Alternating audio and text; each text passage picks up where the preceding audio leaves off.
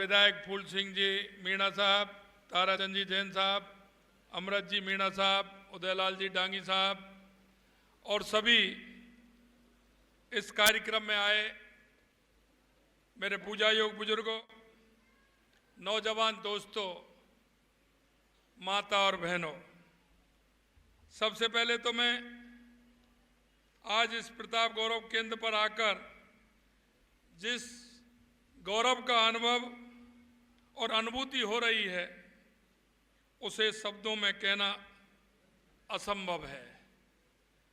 और आज मैं आप सभी को महाराणा प्रताप जयंती के अवसर पर आप सभी को बहुत बहुत बधाई और शुभकामनाएं भी देता हूं। कल का दिन भारत के इतिहास में स्वर्णिम अक्षरों से लिखा हुआ है। कल ज्येष्ठ शुक्ला तृतीया है। कल मेवाड़ मुकुट, सनातन धर्म की आन बान शान, वीर शिरोमणि और हिंदुआ सूरज महाराणा प्रताप जी की जयंती है। मैं उन्हें कोटि कोटि नमन करता हूं। यह सुखद संयोग है कि कल ही आप सबके चहेते श्री नरेंद्र मोदी जी तीसरी बार भारत के प्रधानमंत्री के रूप में शपथ ले रहे हैं। ये इतिहास ऐसे ही नहीं बनता, कुछ नियति को कराना होता है। और ये संयोग है कि कल महाराणा प्रताप जी की जयंती है और उस अवसर पर हमारे देश के यशस्वी प्रधानमंत्री नरेंद्र मोदी जी तीसरी बार प्रधानमंत्री जी की शपथ ले रहे हैं। मैं मेवाड़ के इस गौरवमयी, शौर्यमयी और पावन धरा को भी मैं नमन करता हूं। भारत के इतिहास में यह गौरवपूर्ण स्थान है और इस मेवाड़ का एक विशिष्ट स्थान भी है। मेवाड़ की इस धरती पर जन्मे महाराणा प्रताप का नाम सुनते ही धमनियों में शौर्य और पराक्रम की रक्त प्रवाहित होने लगता है। मस्तक गर्व और स्वाभिमान से ऊंचा हो उठता है।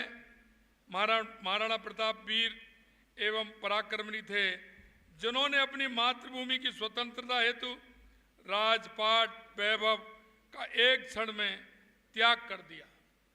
वो जंगलों में, भीड़ों में, कष्ट में जीवन जिया, लेकिन स्वाभिमान से समझौता नहीं किया। ऐसे हमारे महाराणा प्रताप थे। महाराणा प्रताप जी ने कभी मुगलों की दास्ता स्वीकार नहीं की।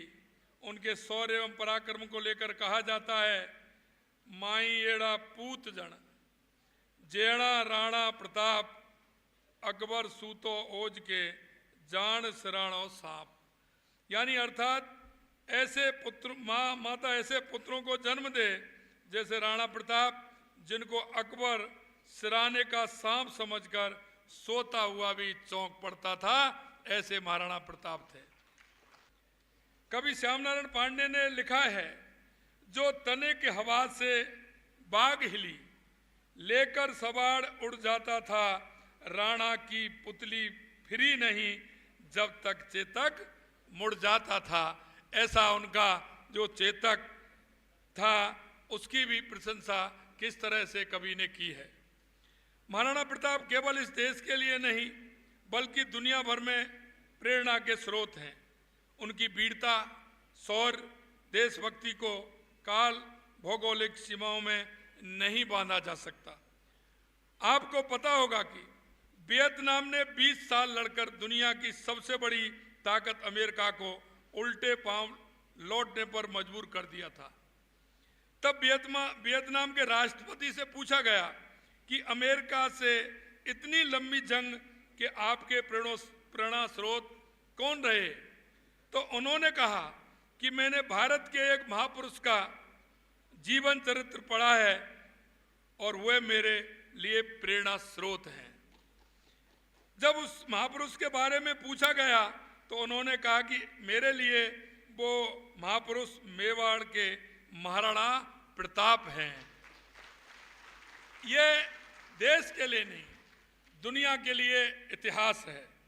मेवाड़ की इस धरती को पन्ना दहाय के बलिदान के लिए माना जाता है, जिन्होंने अपने पुत्र का बलिदान देकर स्वामी भक्त की मिसाल काम की है।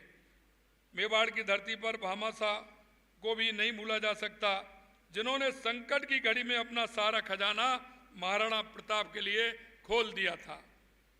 मेवाड़ को मीरा की भक्ति के लिए भी जाना जाता है। मेवाड़ की धरती को अपने धर्म पर अड़िग रहने के लिए भी कहा जाता है।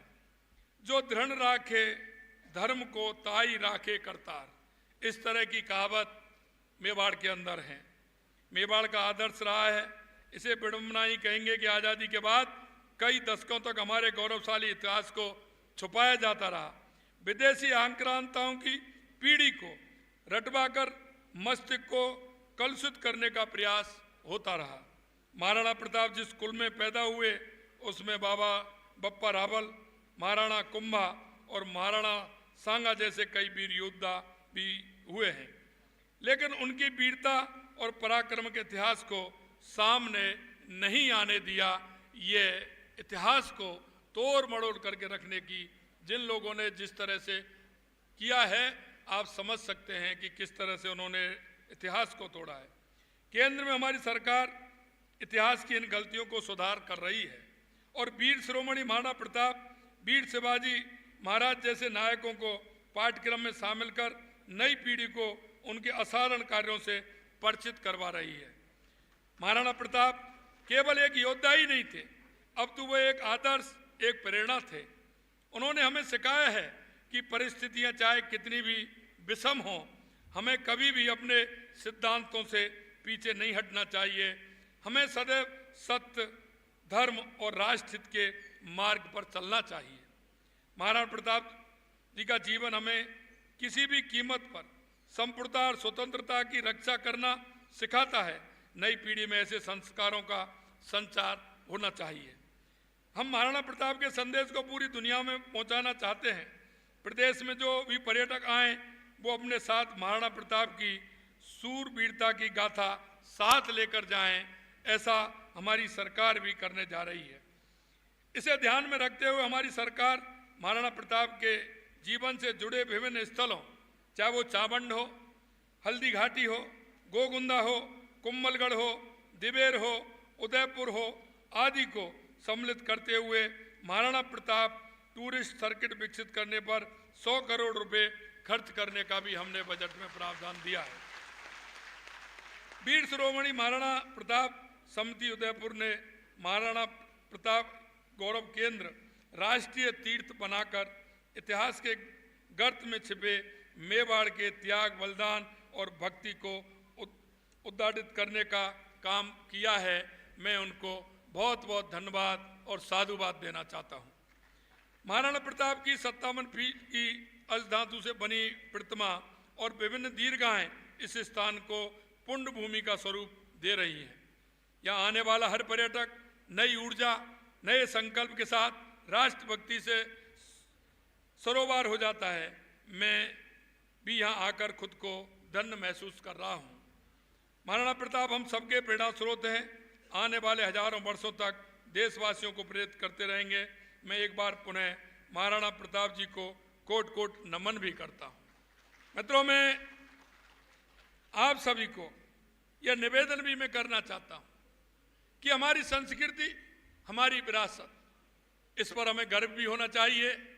हमारे ऐसे महापुरुषों पर भी हमें गर्व होना चाहिए। हमें हमारे उन सारी जो हमारी इति है, जो हमारा इतिहास है, उस इतिहास को आने वाली पीढ़ी को हम किस तरह से उसका सृजन करें, ये भी हमें करना चाहिए। क्योंकि हमारी जो धाती है, हमारा इतिहास है, उस इतिहास पर हमें जब हम पढ़ते हैं तो हमें गर्व होता है।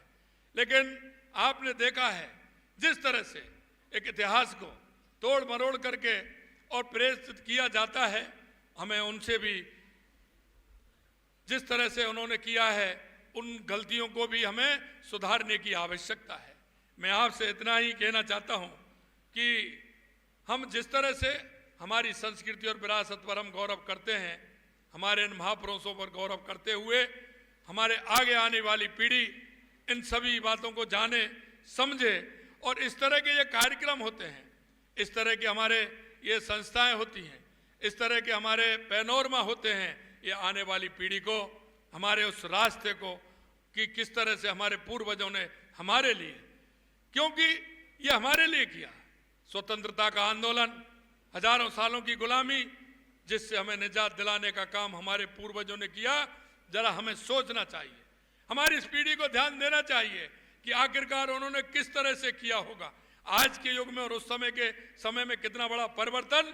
लेकिन उन्होंने जिस तरह से उन आदाताइयों से लोहा लेते हुए अपने आप को और अपने देश को बचाने का और मातृभूमि का बचाने का काम किया, हम उनको श्रद्धा पूर्वक नमन करते हैं, उनको प्रणाम करते हैं। ऐसे महापुरुषों से हम इस बात का सोच भी हम लेते हैं कि ऐसे लोगों को हमें हमारी आगे वाली पीढ़ी के लिए सजो के रखना चाहिए और उनको बताना चाहिए कि हमारी पीढ़ी ने किस तरह से हमारी भारत माँ के लिए काम किया। इस अवसर पर मैं प्रताप गौरव केंद्र के सभी पदाधिकारियों को और आप सभी को बहुत बहुत धन्यवाद और साधुवाद देना चाहता हूं कि मेरे को इस ऐसे पुण्य कार्य के लिए आप सभी ने बुलाया। आप सभी को बहुत बहुत धन्यवाद। नमस्कार, जय हिंद, जय भारत, जय महाराणा प्रताप।